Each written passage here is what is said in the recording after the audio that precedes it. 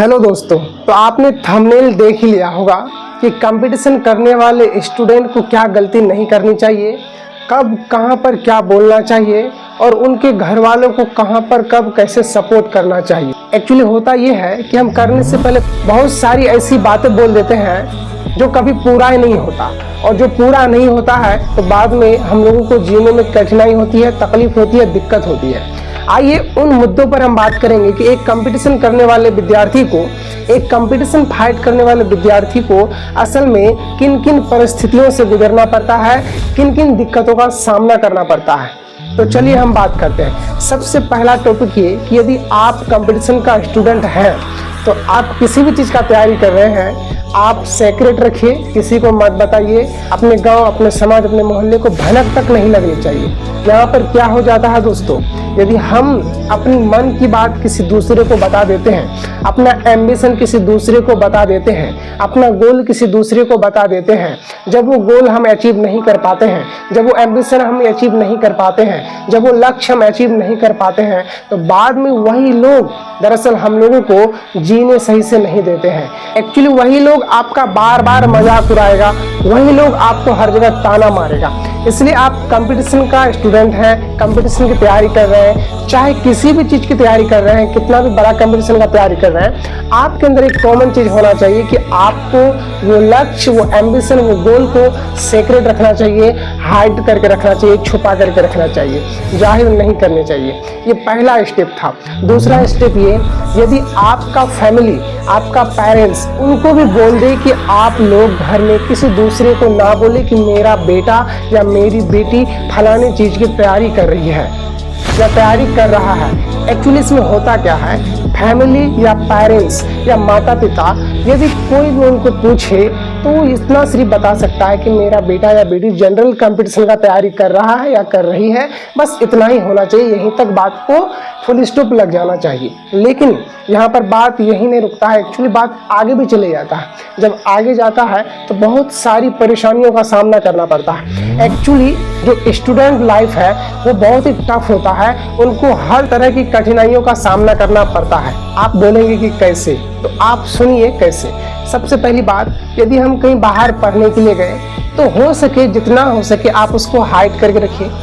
यदि आप एक स्टूडेंट हैं, आप बेंगलोर पढ़ने चले गए, दिल्ली पढ़ने चले गए, तो आप ना हाइड करके रखिए, अपने गांव, समाज, मोहल्ले से दूर रखिए इन बातों को कि आप कहाँ पढ़ने के लिए गए हैं। एक्चुअली आप जहाँ से बिलोंग करते हैं वहाँ पर लोग सुन तो लेता है लेकिन देखना भी चाहता है कि आप किस चीज़ की तैयारी कर रहे हैं, और वहाँ से पढ़ाई कंप्लीट करने के बाद जब वापस आए तो क्या बन करके आए, क्योंकि आपका ग्राम, आपका मोहल्ला, आपका गाँव आपको देखना भी चाहता है। हम बहुतों को ऐसा देखे हैं, नाम नहीं लेंगे, कहीं यदि पढ़ने गया है, कहीं स्टडी करने गया है, कहीं दूर शहर में स्टडी करने के लिए गया है।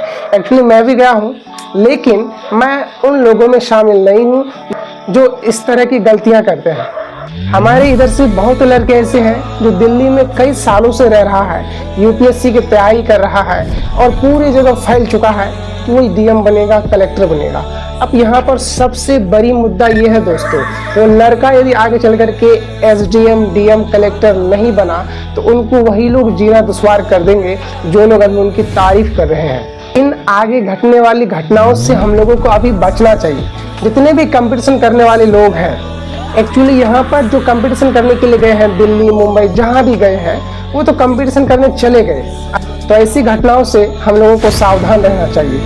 जितने भी कंपटीशन करने वाले लोग हैं या उनका फैमिली है, उनसे यही रिक्वेस्ट है कि आपका बेटा या बेटी किसी भी चीज़ का तैयारी कर रहा है, लोगों को बढ़ा चढ़ा करके ना बोले, क्योंकि आप तो लोगों को बढ़ा चढ़ा करके बोल देते हैं।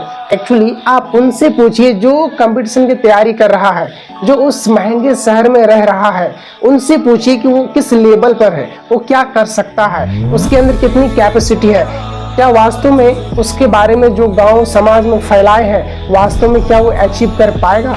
अगर अचीव नहीं कर पाएगा तो उसके लिए इस गांव, इस समाज में जीना दुश्वार हो जाएंगे। जिधर भी जाएंगे लोग ताना मारेंगे ये वही लड़का है जो 5 साल 10 साल दिल्ली जैसे शहरों में, बेंगलुरु जैसे महंगे शहरों में रहा, लेकिन एक्चुअली में कुछ नहीं कर सका। लास्ट में आकर के कहीं दूसरा दुकान कर रहा है, लास्ट में आकर के कोई दूसरा व्यापारी कर रहा है। तो एक एग्जाम्पल देकर के समझा रहे हैं आपको। आप मान लीजिए हम ही को ले लीजिए, हम 4 साल के लिए दिल्ली चले गए यूपीएससी की तैयारी करने के लिए। अब यूपीएससी की तैयारी कर रहे हैं, एक्चुअली जब हम यूपीएससी की तैयारी कर रहे होते हैं तो हमको वहाँ जाकर के पता चल गया कि मेरा लेवल क्या है, क्या वास्तव में मैं यूपीएससी क्रैक कर पाऊँगा, क्या मेरे अंदर इतना कैपेसिटी है।